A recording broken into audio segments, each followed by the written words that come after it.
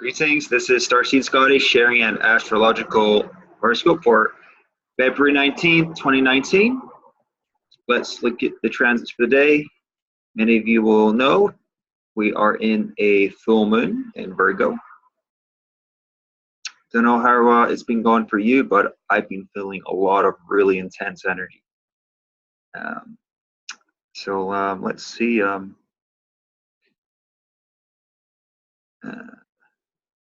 Yeah. So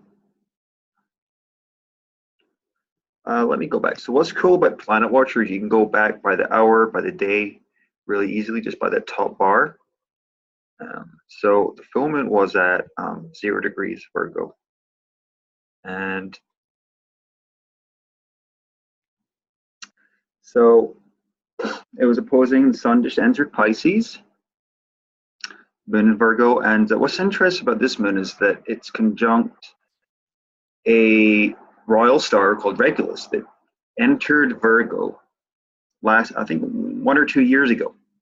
And what's very significant about this is that the fixed stars don't move like planets, because these fixed stars are literally constellations. And I don't know the astronomics, but they don't move fast. Like I think it's like 1,000 years or 500 years it moves a degree or several degrees. So, but what's very significant about this is that Regulus has been in Leo for thousands of years, and it was in 29 Leo, but 2 years ago it moved into Virgo, which is very symbolically different. The energies of Leo and Virgo are extremely different because Leo is fixed fire and Virgo is mutable earth. Leo is very masculine and Virgo is quite feminine. And the way I look at it is that Leo Regulus is kind of this royal, regal, kind of noble quality of Leo. There can be pride there for that energy, but it can be also the noble king, that archetype of the king. In the tarot, probably there's certain cards.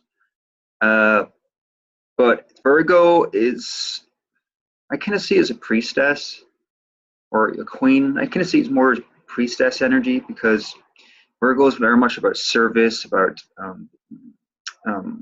honoring, because it rules the sixth house in astrology, which is service, work, health, duty, things like this.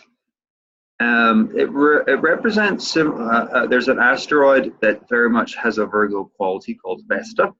And Vesta's, its myth is a type of virgin goddess that was in temples in ancient Rome. And these priestesses, more appropriately, would tend to a fire, an eternal fire, like that was literally, they kept the flame going in the temples. I don't know the full story, but they were sacred stewards for doing rituals and basically honoring the earth. And this to me really represents that archetype of Regulus entering Virgo. So let's see, I'll do some little circles to just indicate the aspects to this full moon. The first thing I see is a trine to Mars. There's Mars in Taurus and Moon in Virgo. And the trines are generally considered harmonious because it's the same element, Earth. But with Mars being the planet of war, and Mars just passing Uranus and Mars is a very, very intense combination, because when they conjoined in 29 Aries, Mars rules Aries, so that's kind of exaltation, or it's rulership, and so that's Mars' home, and the energy of Uranus is very electrical and transformative. Uranus wants freedom at all costs. That's one of the titles, and Mars kind of wants to be free too, because it's kind of all about willpower. It's about drive, desire. But there's this idea of war, because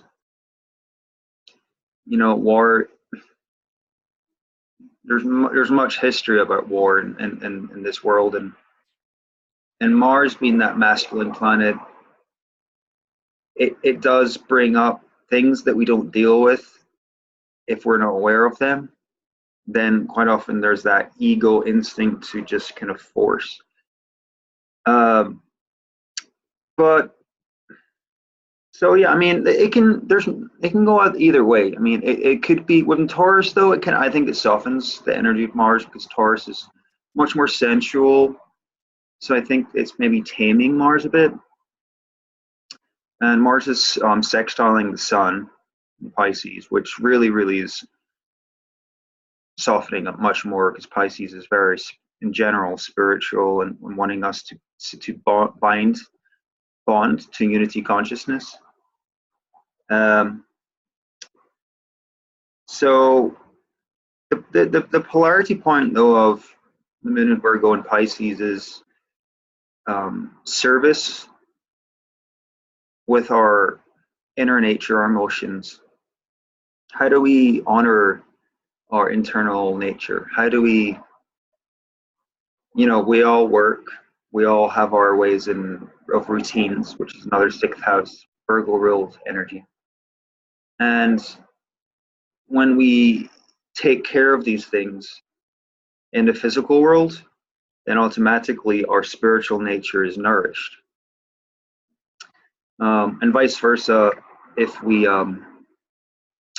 look for our spiritual nature and like kind of do our meditations, or if we're religious, or if we are connect. For me, is bonding with nature. I get a very strong spiritual connection with that. Crystals, like here, got a little amethyst here. Plants, I really like I got a little bamboo here, which is really nice.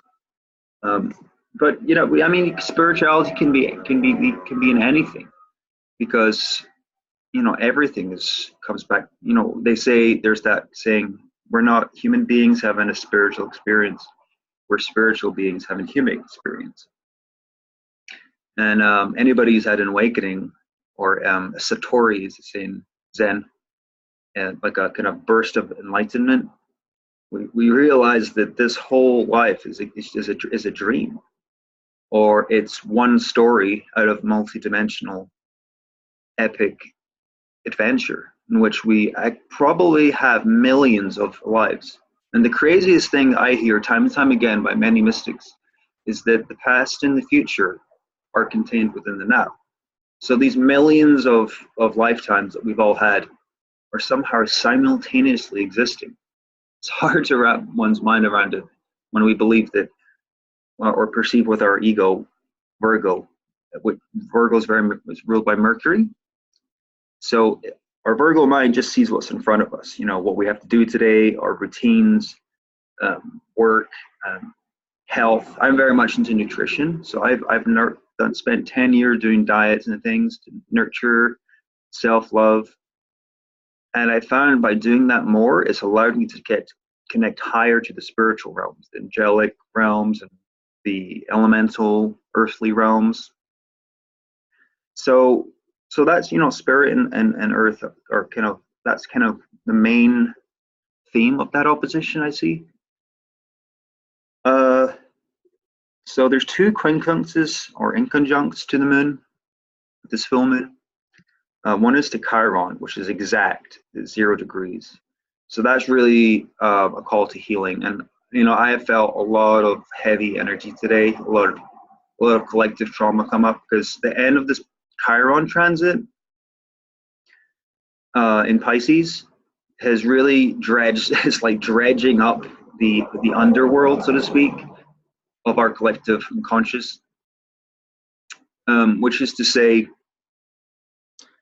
our conscious mind is like, you could see the tip of an iceberg. And if any of you know what icebergs are, they're massive in oceans. The very tip of it is only a fraction, like maybe 5%, because the weight of it, 90% or something, is underwater. So a nice analogy is that our conscious mind is like the tip of the iceberg above the water, and 90% or something is our subconscious and our unconscious. And Pisces rules the unconscious, somewhat subconscious. And so this could also be considered the underworld, which is everything that's happened in our millions of past lives that is still existing in our DNA, in our muscle memory, in our programming, our emotional body. It's all there. Everything that's happened is all there. And even though we're not aware of it, we just see that little tip of our ego. It doesn't mean it's not affecting us. So I think there's been a lot of work to just bring that up, or maybe dive down. The water planets, the water signs, Pisces and Scorpio especially, are all about diving into the psyche to heal and to understand the multi-dimensional nature, which is very much Pluto and Neptune and Uranus. So, but Chiron going into Aries that shift has been very pronounced, because Aries is the start of the zodiac, so it's an entirely new cycle, 50-year cycle, and Aries is extremely direct, whereas Pisces is very nebulous and ephemeral. It doesn't like to be too direct often. Aries is like in your face because it's ruled by Mars. It's like, let's just deal with it straight on. And I've really felt that a lot of stuff coming to the surface, literally. So I think this quincunx it's an awkward aspect, because for us to heal, we have to face our fears. And what I like to say about fears, in a shamanic sense, fear is our biggest enemy, but it can also be our friend, because it teaches us the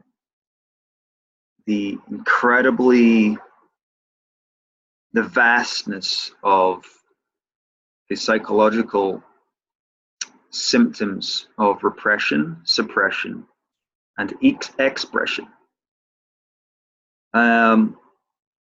What I like to say about fear is nice cut up meme. There's two ways to deal with fear. We can forget everything and run, which is very Piscean, because I can say as a Pisces, we just like to escape to the spiritual realms. As soon as something crazy in this crazy world comes up, it's very easy for us just to jump in our astral body or etheric body and just like check out. So that's escape. Forget everything and run. That's like the acronym of that. And sometimes we do have to run. Sometimes, and it's understandable, because if we're being traumatized, if we're in a situation where there's someone aggressive, to just disconnect from that is sometimes the right thing to do, instead of confrontation, which can often aggravate aspects. However, if we run away from things, I've really come to terms that they will always come back to haunt us, most of the time. And that comes to the phrase, we can run, but we can't hide. We really can't. Everything is being recorded by spirit, every single thing we do. It's not that we're being watched by some god. I don't subscribe to that. I believe Source Creator is a unified quantum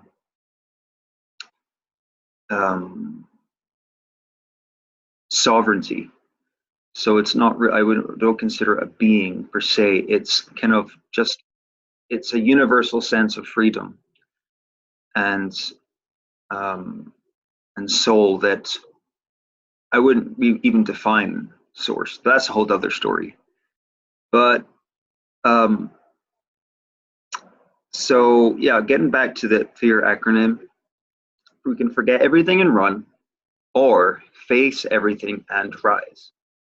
I really, really like that, because when we face things, first of all, it just gets the issue You just, instead of beating around the bush and kind of, you know, like wallowing, which is very Virgoan, it can be very obsessive compulsive, and sometimes just like thinking about all the details. What should I do this? Should I do that? What if I say this? What if they think about that? Virgo can be very paranoid. I have Virgo Earth, Virgo South Node, so I can tell you I know all about Virgo's OCD, obsessive compulsive tendencies. That is actually my progressive ascendant and progressive moon is Virgo, so I know Virgo extremely well. It's an excellent sign for analytical processes, for alchemy, earth alchemy, for healing, medicine. But sometimes Virgo can get overly mental because it's ruled by Mercury. So when we face everything in Rise, which I really consider Chiron Aries, because Aries just wants to face things. It literally rules the face. And because it's the Aries is the ram animal archetype. The ram, when you see two rams, male rams, they'll literally lock horns. And we can do that too, but ideally not on the aggressive sense, because fighting never, you know, I don't think there's any justification for physical fighting. It is important to be direct, though, if we see an issue. I do agree with that, and I think that's what this quincunx is about. We face things and then rise.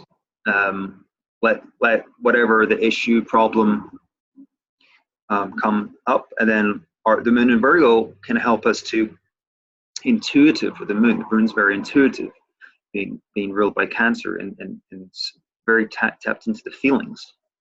And with Virgo's mental, mercurial processing, we can go back and forth with the mind and the emotions.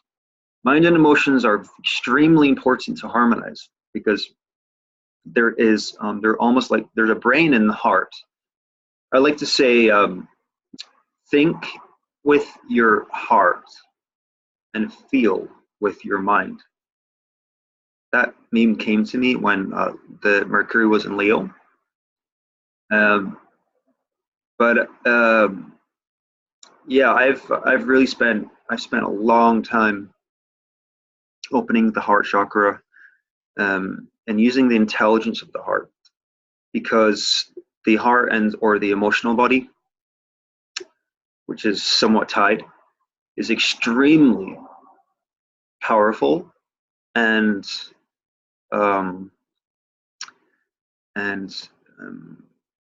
empathic, allows us to perceive things and to empathize, which is Pisces. Pisces is very empathic, even though it's the sun there. Pisces can feel the psychic and the sensory dimensions, that everything has spirit. Even rocks, like crystals, have consciousness. These are millions of years old and they have consciousness. Plants do, like it's been shown in studies. When someone tried to burn a plant, they had it on a meter, and when the person thought of burning it, the meter went, it skyrocketed, which indicated that the plant was aware that the person had the intent to harm it. And similarly, Dr. Emoto did studies with water, and if they prayed, said like positive things to water molecules, it would form beautiful crystals, like snowflakes. And vice versa, if they had fearful or negative or aggressive thoughts, the water would react in a very, very chaotic way. I'm not sure if that's saying it's conscious, but definitely there is a response, a shared resonance. Because Pisces is all about unity consciousness, and that's definitely something to strive for. Because we're all in this together, whether we know it or not. So, also the moon in Virgo is quincunxing Pluto, but that's kind of 10-degree orb, so I'm not really going to consider that. So also, let's see what else is going on.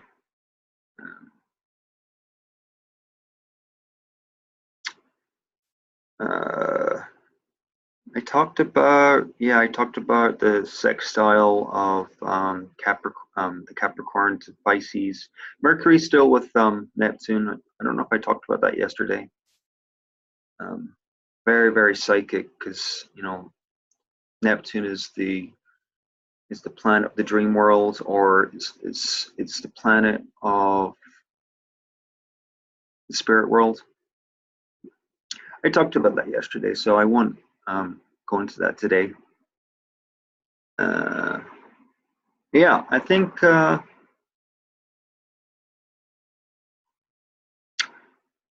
So actually, maybe I'll just skip ahead. Let's see.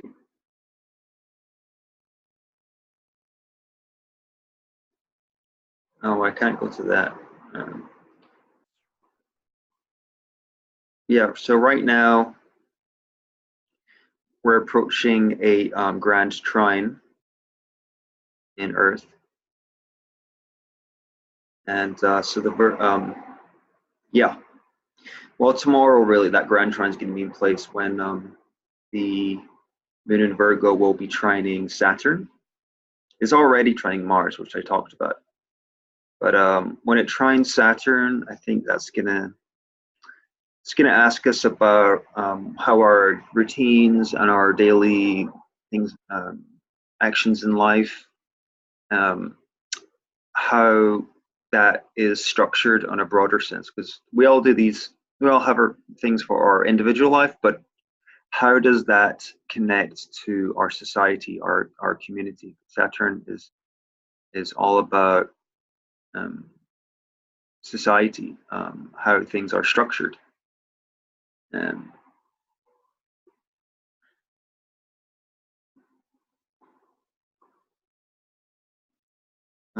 Venus, yeah, that's an interesting one. Well, okay, so yeah, I'll just leave it for that. I mean, I can't see so much else, but I did want to talk a little bit about the asteroid transits today. So as you can see on the left side, this is a really cool website called serenu.com, and it shows the transits of the moon to the asteroids. There's literally thousands of asteroids in our solar system, just like the planets. They have minor effects. They're not as significant because most of them are quite small, but they definitely have an effect. And because quite often when an asteroid will conjunct a planet, it will add its energy to the broader theme of the planet. So, for example, let's check out a couple.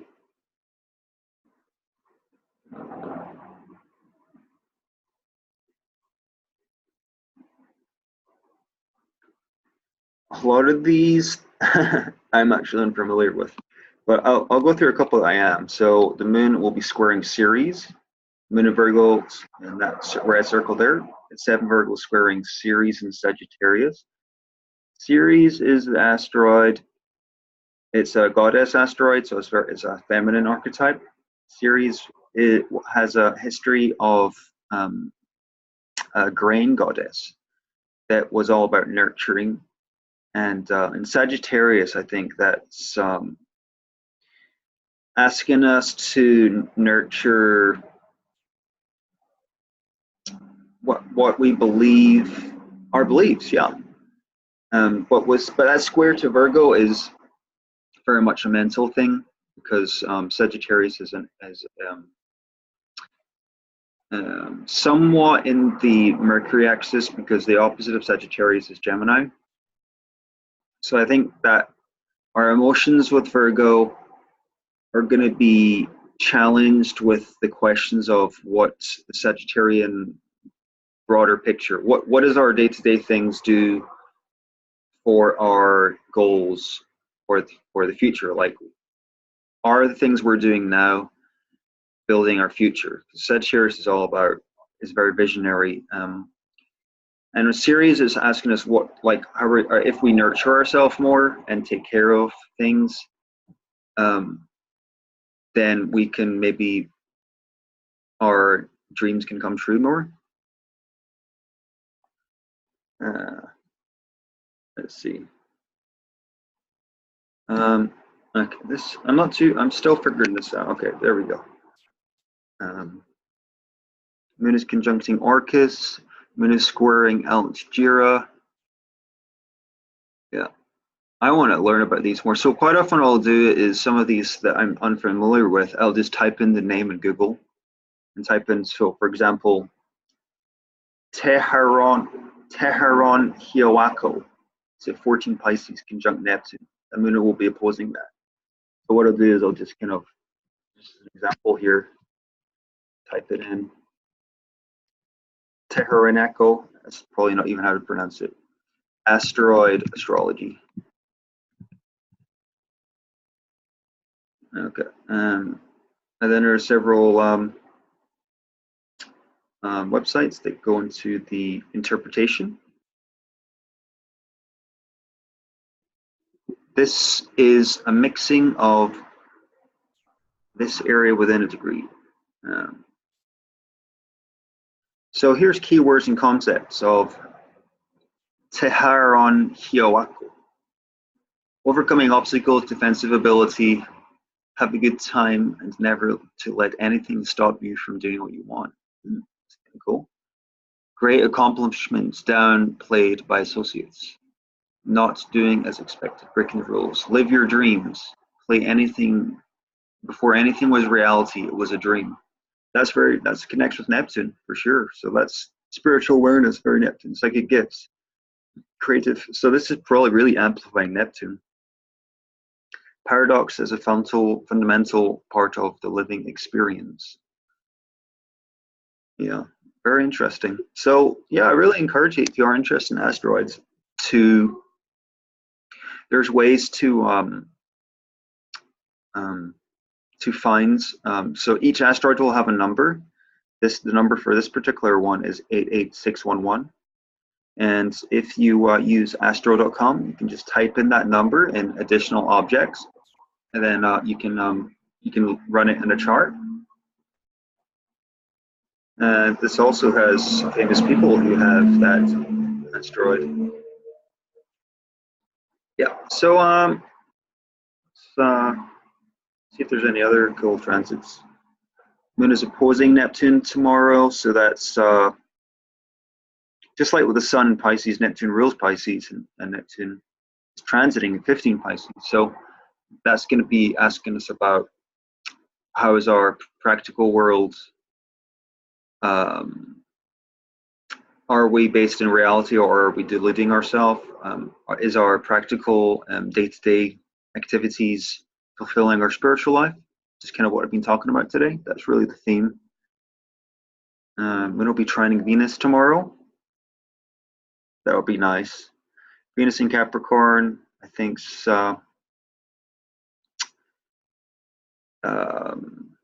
Yeah, asking us about how our sensuality and relationships with others are being fulfilled in our interactions with groups in either our work life or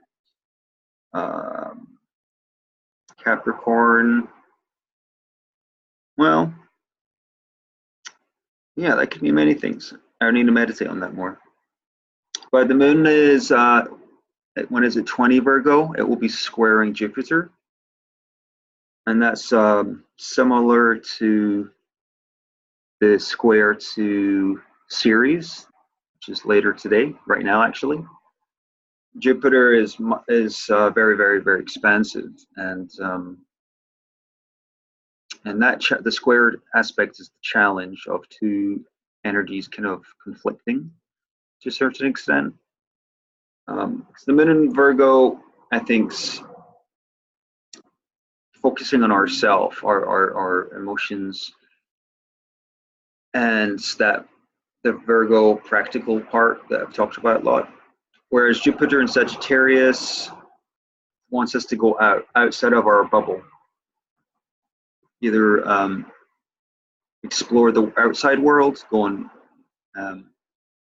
So I think, yeah, that square is gonna ask us just to kind of step outside of our box, think outside the box would be a good way of putting that. Sagittarius is very philosophical often, and there can be a playful side to that. So I think if we see, yeah, this life is an adventure, a game, a story, a journey, then that obsessive quality that the moon in Virgo can be, sometimes we can just be worrying about things of like, like bills to pay or responsibilities. Jupiter in Sagittarius, I think the square is the tension of that, but I think if we allow our soul, which is Jupiter, the higher self, to come down, which I often do when I get freaked out, I just kind of I say I surrender my soul in spiritual service. I'll meditate. I'll go in nature. I'll just basically, because when I go to nature, this is a very, very, very important concept. It allows my energy body to expand, because being in buildings is extremely contracting. There is unnatural to be in buildings for humans. We're especially with the electronics, the EMFs, which I've talked about before. It very much compresses our energy body, and that will explain the symptoms of having worries, and most people in beta energetics very stressed, and that's just part of the nature of just being in building, working at desk jobs and stuff like that. But when we take a break, I do that every time when I'm working. Anytime I take a break, or I go outside in nature, I just sit down, kneel, barefoot, because that creates the electrical connection to the earth. And within a few minutes, I instantly feel an expansion, like a release. It's almost like I'm wearing a backpack of weight, and that it dissolves, it melts, and I feel a literal expansion. Because if any of you are into the concepts of our astral body, most people talk about the 7 chakras, but it's quite clear to me now that we have much more than 7. Some people talk about the 12 chakra system, and actually, what I'll do is show you a picture of that, because that really explains the expansion of the oversoul that Jupiter represents. Uranus is conjoining my Jupiter now, so this is a nice picture that really demonstrates it. Yeah. So the 7 chakras, you can see, are what most people talk about. The root chakra, the sacral, and the circle down here. And that's what we work with most of the time. But when we do our awakening, or what people call ascension, we start to open up the higher chakras. So the soul star chakra, spirit chakra, universal chakra. And in my experience of 10 years of doing this energy work, it's very restricting. Just being in buildings, almost most of the time, these higher chakras are inaccessible. Now, I could be wrong, but there probably is ways to connect to it, especially if you're in unity consciousness of your heart. But whenever I'm in nature, I instantly can have access to these higher chakras. It maybe takes a little while for me just to meditate to allow the energy body to accelerate with the superconducting, with other dynamics. But these higher chakras are amazing, because this is where a lot of the starseed stuff that I'm into comes into play, where we can, with these higher chakras, we can get access to our oversoul, which is our future selves, our past life selves, our guides, galactic guides, from the different star systems that many of us come from. And to me, it's an amazing feeling, because when I'm in these higher chakras, I never feel that contains the stress, the repression, all of the things. I always feel a lightness, supporting, a nurturing. And I'm always amazed at the information I receive. It's like the idea of downloading. So here's another really cool image. 22 chakras. I mean, these are concepts. With Sagittarius is all about beliefs, and to me, beliefs are all. It's not about needing to know or being restricted to a belief. To me, these are just concepts. There's something to play with, and because the whole religious side of Sagittarius is dogma, and that it's been pretty clear of thousands of years of delusional. Well, just a lot of problems occurring because of people being almost like addicted to certain dogmas and principles. I think the lighter side of Sagittarius that this transit's asking, especially with the square to Mercury and Neptune now, is asking how can we use our beliefs and our philosophical principles in a light spiritual way, in a way that we can connect to these higher realms, but without having that the control that quite often religion can employ. Now, I think religion can be amazing for people who have faith. That faith is a beautiful principle for those who honor the sacred systems.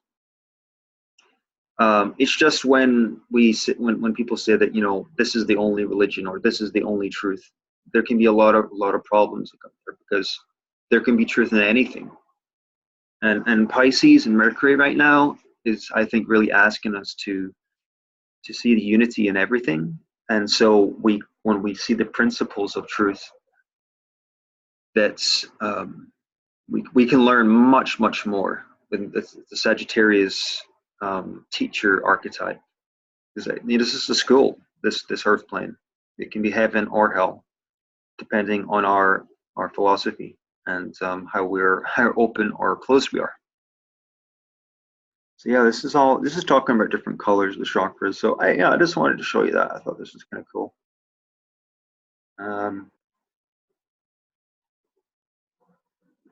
Yeah, it's really fascinating just to be able to Google. And this is the amazing thing of the age of Aquarius that we're in.